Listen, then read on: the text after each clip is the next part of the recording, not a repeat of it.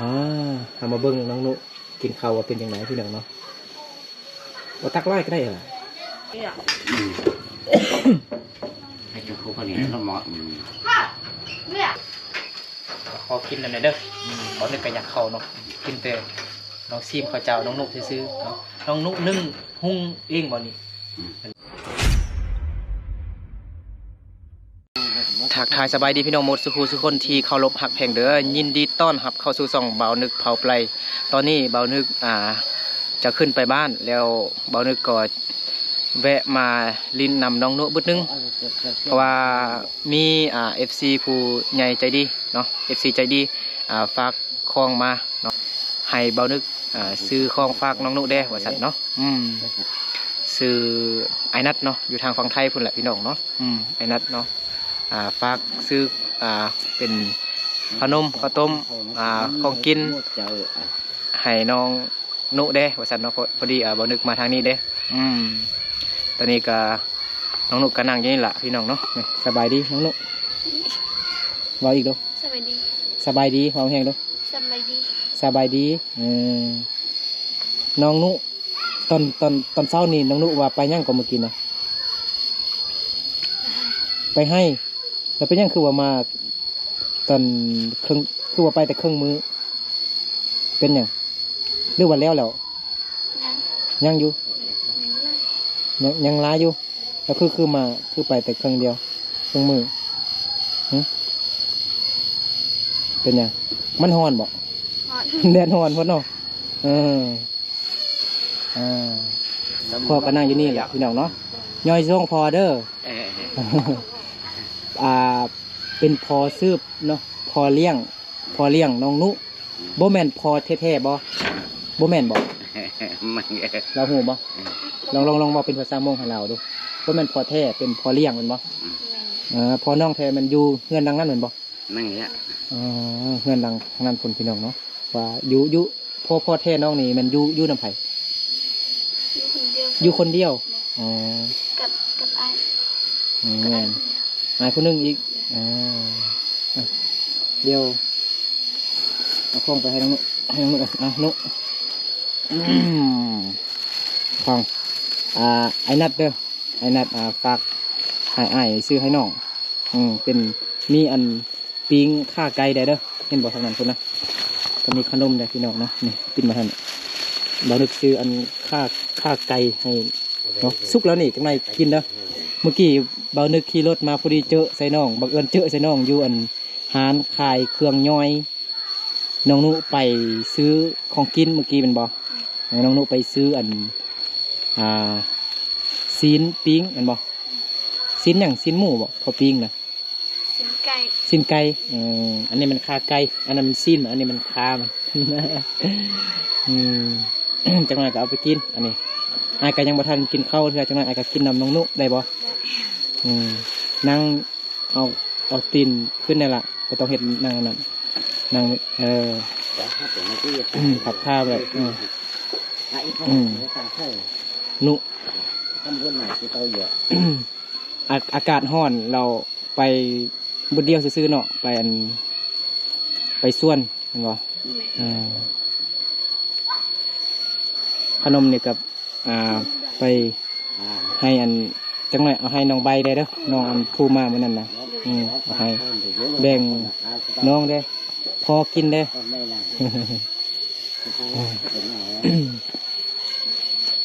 น้องนุ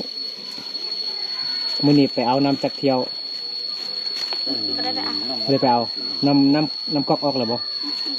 บอกแล้วมื้อนี้ยังบ่ทันไปเอาน้ำเถื่อขึ้นไปเฮือนไหนบ่ไปมื้อพี่ไอ้ไก่ไปกินข้าวน้ำน้องเนาะไปกินข้าวน้ำน้องได้บ่นุได้นะ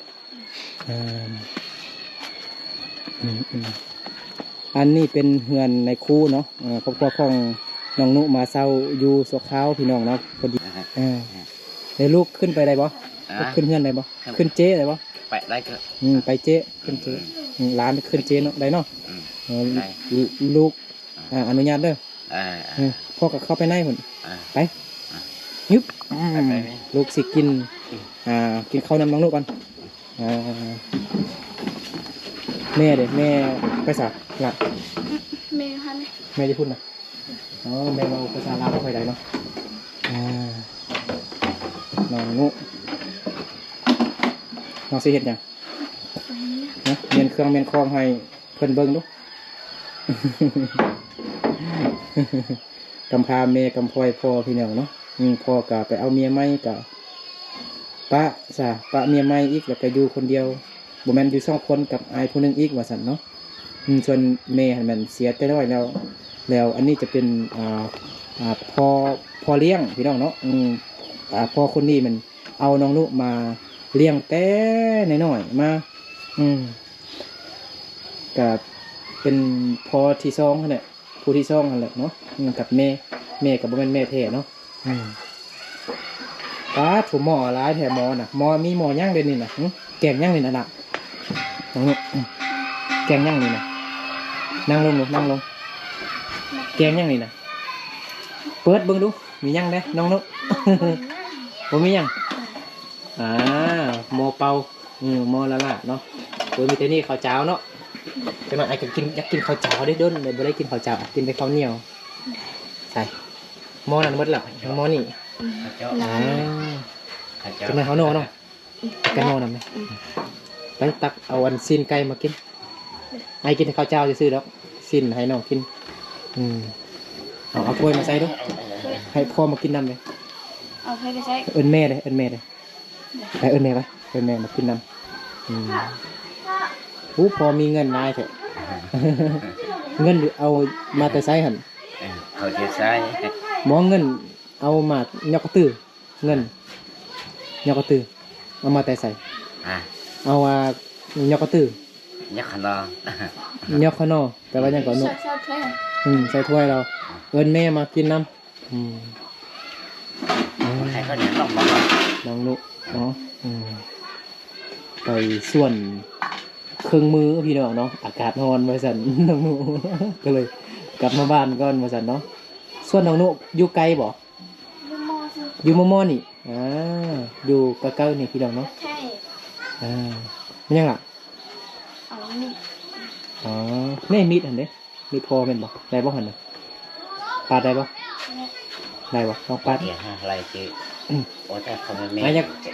เบิ่งน้องนี่เฮ็ดนี่นะเฮ็ดได้บ่เฮ็ดเป็นอยู่บ่เบิ่งเบิ่งน้องลูกอันปาดซีนนี่เบิ่งดูซอยซีนนี่เบิ่งดูปาดเป็นตอนแซ่บได้นี่มีน้ำมันหลายขาใหญ่เลยนี่เราใส่จานใส่ถ้วยด้วยเนาะ เดี๋ยวอายุเบื้องนี้ให้มันเห็นดีเนาะเดี๋ยวพอเด้อลูกอะไรเนี่ยอยู่ทางนี้มันแจงๆหน่อยนึงเอาเห็ดหน่อยได้ซอย ขนมหั่นเมื่อกี้กับไปให้อันลงใบเด้อหนูเด้ออวยพรให้เพื่อนเป็นบ่ขอบใจเพื่อนเลยเขาซื้ออันของกินให้เลยขอบใจแล้วว่ายังต่อให้เพื่อนอยู่ดีมีแห้งความเจ็บอย่าได้ความไข่อย่ามีลองเบามึงดูลองเบาดูน้องนุลองเบาดูความเจ็บอย่าได้ความไข่อย่าให้มีเด้อสุขภาพแข็งแรงอายุมันควันยืนให้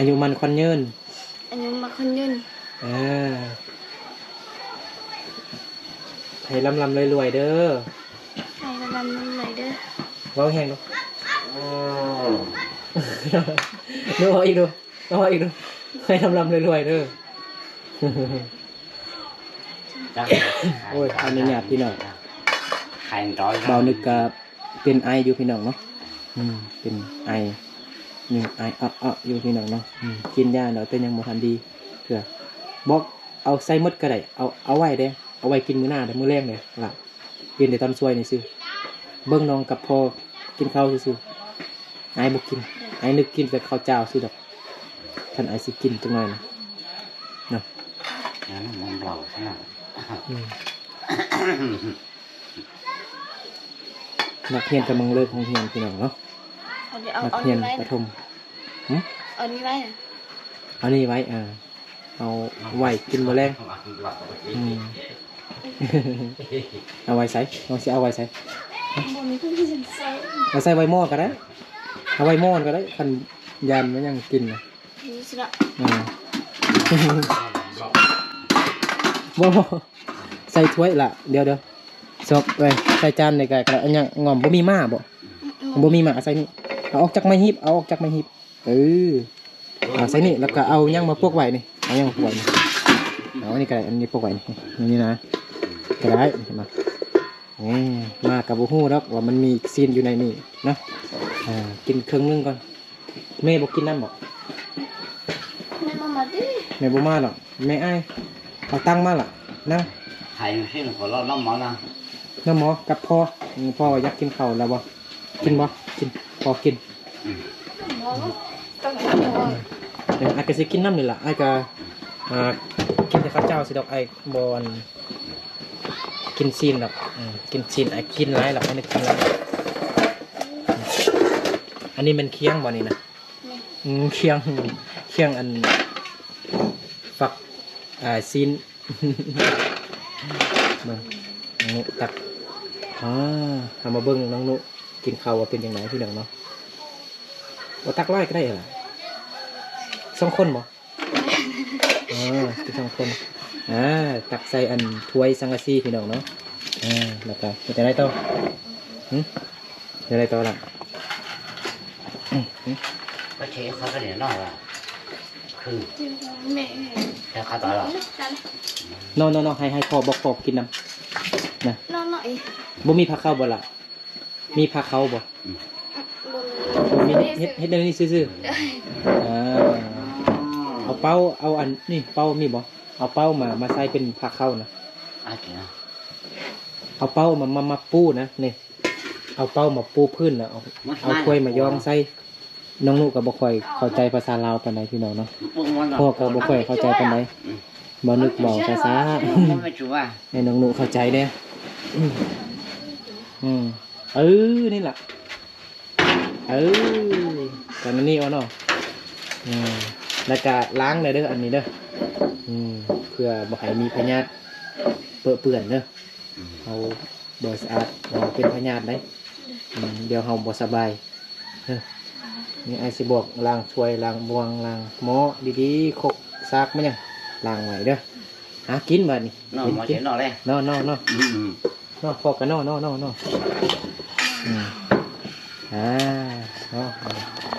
ไอ้นึกกับนอเดี๋ยวนี้นอไอ้นอไปอันนั่นจะซื้อดอกเดี๋ยวแม่บอกกินบอก นี่แม่มาแล้ว แม่มาแล้วแม่บอกกินตีนี่สิเสียบบ่นุเสียบว่าจังทำกินซีนนั่นเด้กินข้าวน้ำน้องใครมาน้องทรายเด้ ใส่มาดิ nó sao ไม่บอกน้องทรายนะมาพี่น้องกินข้าวเด้อนี่เพื่อนน้องโน้สัม thôi con sao tao tao là เขา เห็นว่าเดี๋ยวนะบางคนเนี่ยเขาคนมงเขานี่ใส่น้ำพี่น้องเนาะเวลา เขากินข้าวเจ้าฮะนะกินกลืนจะบ่ลงมันจะแค้นคอฮะนะคันบ่มีน้ำแล้วกลืนบ่ลงเนาะบางคนแต่ว่าน้องนุนี่ปกติก็กินแบบนี้บ่ล่ะบ่ใส่น้ำบ่เอาน้ำเปล่าใส่บ่ใส่เนาะกินแบบนี้เลยเนาะแล้วก็ลักๆก็กิน15 โมงเขาเนาะลักๆก็กินอันข้าวเช้าพี่น้องเนาะข้าวเหนียวนี่ก็เขาบ่ค่อยมากินปานใดเนาะก็กินแต่ข้าวเช้านี่พี่น้องเนาะบอกเดี๋ยวลูกขอกินอันไหนเด้อบ่ได้ก็อยากเข้าเนาะกินแต่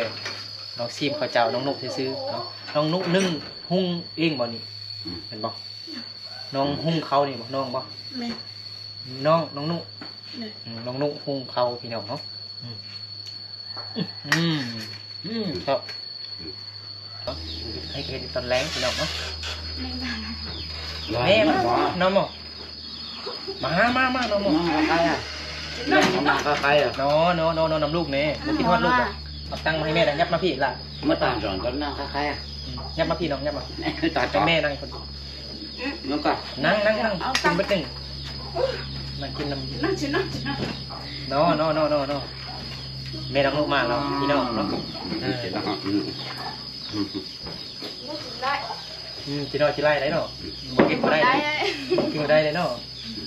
มาแม่ น้ำหมอ น้องโมนำลูกมานะลูกก็กินเนี่ยมายับมาพี่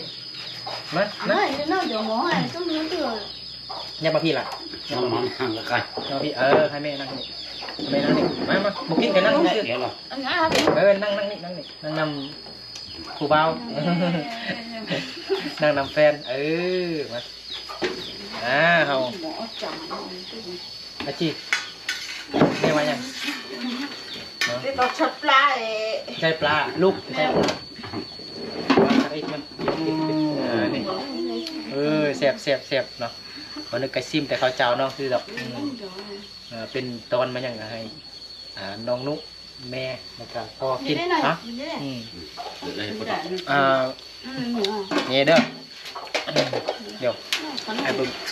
เห็นน้องนุ๊กอยู่บ่เห็นดู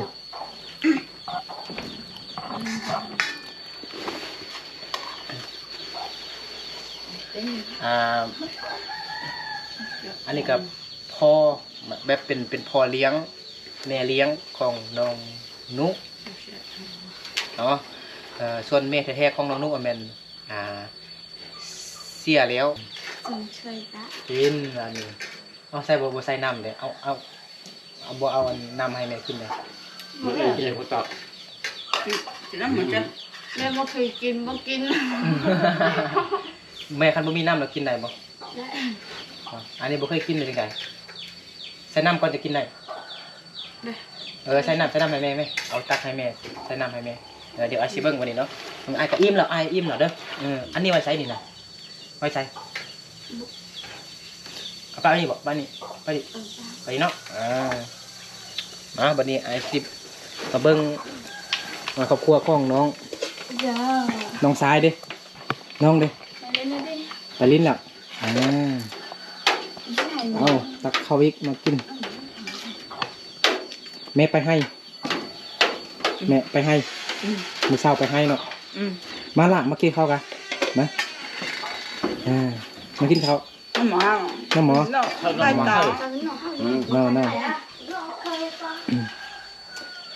มือเช้านี่น้องนุกับแม่ไปส่วน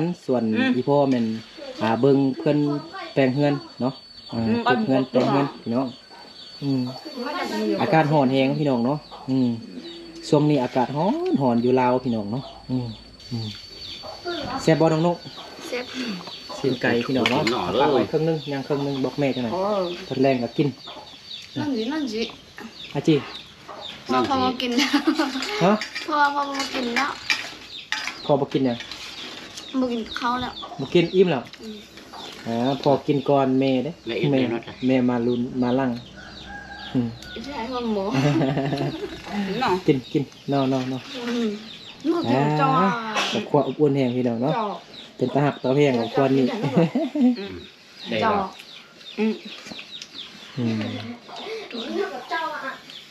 เป็น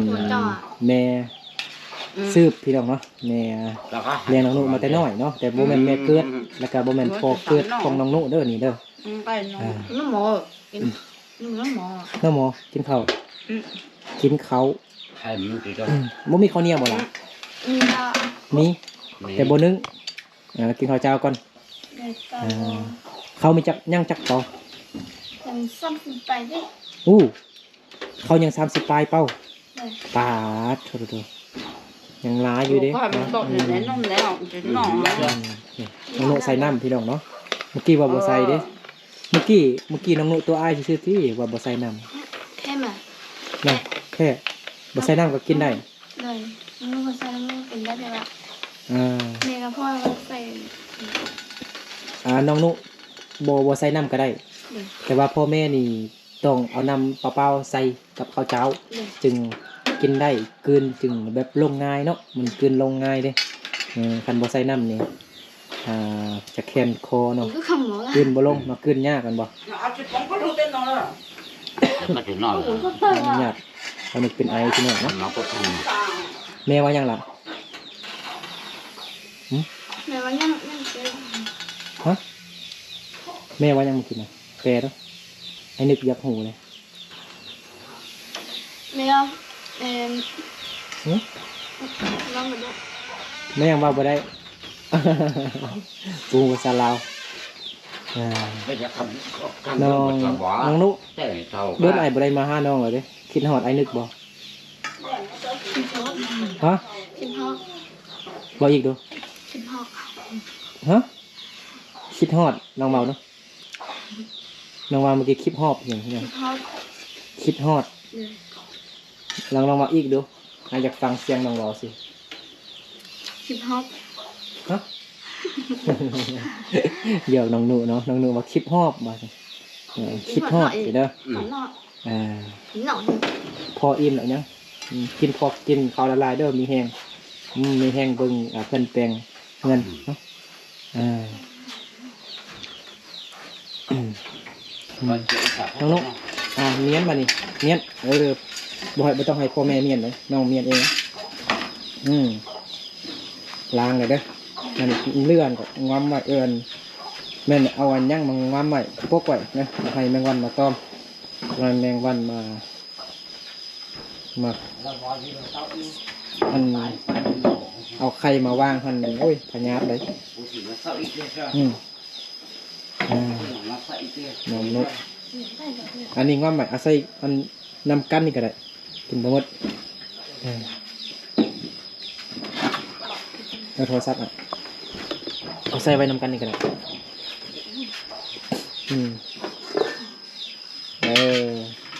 แล้วนำกันแล้วก็ง้อมไว้เด้อให้แมงวันมาตอมมันเปื่อนอาสิกับได้หนูอาสิกับได้ไอ้กับทั้งนี้ได้หนูไอ้เดือตรงนี้ได้บ่ đấy อ้าวบัดคาไอ้หักเลยเฮ็ดจังได เฮ็ดจังไดไอ้กับแล้วได้นี่นะหนู đây แล้วว่าสิเว้าหยังหาไอ้เด้อคือมื้อนั้นน่ะน้องเว้าหยังไอ้กับแล้วเด้อบ๊ายบายแล้วว่าสิได้น้องหนูฮะแล้วเว้าดู น้องหนูเคลื่อนอยู่ เว้าไอ้สิกับแล้วน้องเว้ามันหยังตอนไอ้กับนั่นนะไอ้สิกับแล้วน้องสิเว้าหยังหาไอ้ไปมันหยังก็ phải cầm bà đi นี่มื้อหน้าไอ้สิบอกให้บ่แม่นไปกลับมามื้อหน้าเด้อมื้อหน้ามาลินอีกเด้อมื้อหน้ามาลินน้ำน้องอีกเด้อลองเว้าดู mình nam mà đi มาลินนำน้องนุอีกเด้อ đi được มื้อหน้ามีคนแขกมาลินน้ำเนาะก็บ่จังซี่เนาะว่ามันน่ะไปกลับมาเด้อนี่เขาบางคนฟังบ่เข้าใจเด้ แต่ของไม้ของน้องก็คือ กลับไปบ้านแล้วก็กลับมาลินน้ำน้องอีกเด้อมื้อหน้ากลับมาลินน้ำน้องอีกเด้อเด้อฮู้บ่เข้าใจบ่ khỏi dài ต้องบอกคืนดู มือนะ như đã มาลินน้ำน้องนุอีกเด้อ mà đi làm đi được เดินทางปลอดภัยเด้อ đưa thằng bớt thầy được ไอ้นึก anh đi หูเสียไอ้เราจีหูตั้งแต่คลิปแรกทันทีไอ้แต่ก็บอกเราดิ được เดี๋ยวไอ้กับซิกลับกันได้น้องนุ้นเด้อ được ก็กินข้าวอิ่มแล้วเนาะทุกหน่อยกินข้าวบ่อิ่มกับกินอีกก็ได้ก็กินอีกก็ได้เนาะ nè โอเคเนาะเอาสำหรับคลิปนี้เบานึกกะกับน้องนุก็ขอลาพ่อแม่พี่น้องหมดสุขุสุขคนไปก่อนแล้วเจอกันในคลิปต่อไปเนาะโอเคบ๊ายบายน้องนุบ๊ายบาย nè